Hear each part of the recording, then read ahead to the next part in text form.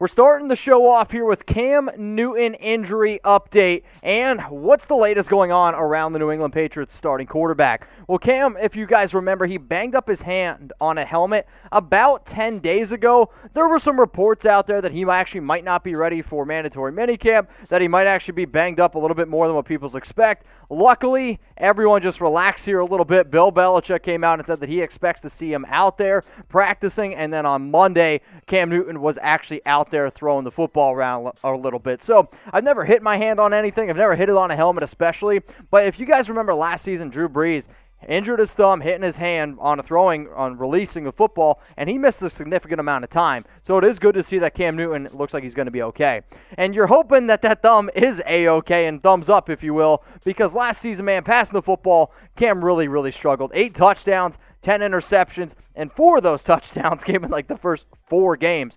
But I will say, even though he wasn't very productive through the air, and you can blame some of the receivers on that, he still looked like Cam Newton on the ground to me, which is where you get a lot of that explosion, a lot of the ability to pick up those tough first downs, and the touchdowns, which I was very surprised by. 20 total touchdowns is still nothing to bat an eye about, but if you're a quarterback and you have 12 rushing touchdowns, imagine if you can get around 20 passing touchdowns. That's not MVP caliber, but it's definitely a lot better year than what he had a season ago. So with Cam Newton look like he's going to be fully healthy, what exactly does that mean for somebody like Mac Jones? What does that mean for somebody like Jarrett Stidham? Because last week, once Cam Newton was injured, Mac Jones led out 7-on-7 drills. Jarrett Stidham led the 11-on-11s, and I'm really curious to see on who's going to get all these reps. The latest report is that Cam is still going to be able to get these quarterback 1 reps, but when you draft a quarterback in round 1, when you draft somebody like Mac Jones who's coming off a Heisman caliber type of season, sure, there was a lot of talent at Alabama, but let's not,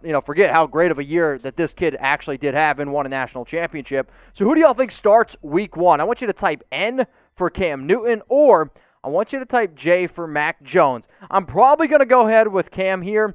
The real question I probably should ask y'all is who's going to finish the season? That one might want to lean J for Jones. The second thing that we're talking about here around the New England Patriots is, could Le'Veon Bell be a new running back in New England? So Bell, he's not going to be returning to Kansas City after just absolutely ripping Andy Reid, which I'll give you my 2 cents on that here in a little bit. But the Pats, they've been interested in him in the past, and there was a cool little fan side of the article out there. It was like, hey, what are the possibilities of Bell actually coming to the New England Patriots? Which I understand the hype because you're always going to have a big-time name, and let's not forget, Bell at one point was probably the best running back in the entire National Football League. Not only could he run between the tackles, he was a patient runner, and he could catch.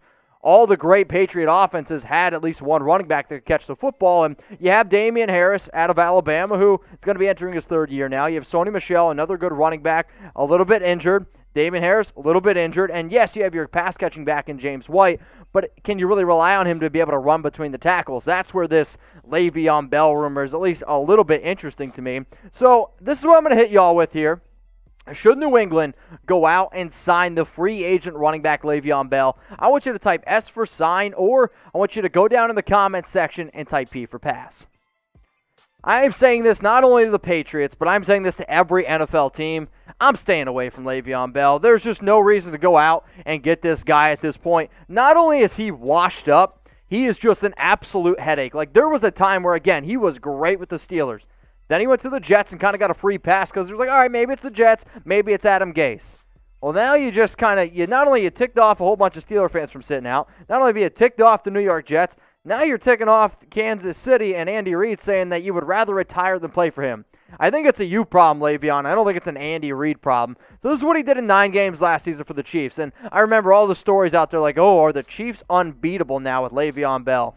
The Buccaneers and the Raiders, they're sitting there laughing somewhere, right? But what I'm really curious to show you guys is his 2020 playoff stats, where Clyde Edwards-Helaire really wasn't all that healthy, and they still decided to not even use him. He actually only got 1 game appearance, and he didn't really do too much with it. Bell was once a big-name player, but all the rumors are still going to be out there. He's still going to be linked to multiple teams, and there's still a lot of other talented free agent running backs out there, and I guess I should say, like, reliable is probably a better word than talented, but he's facing this part. He's 29 years old. Could he maybe actually just be done? I'm curious to see what the next move is for Bell.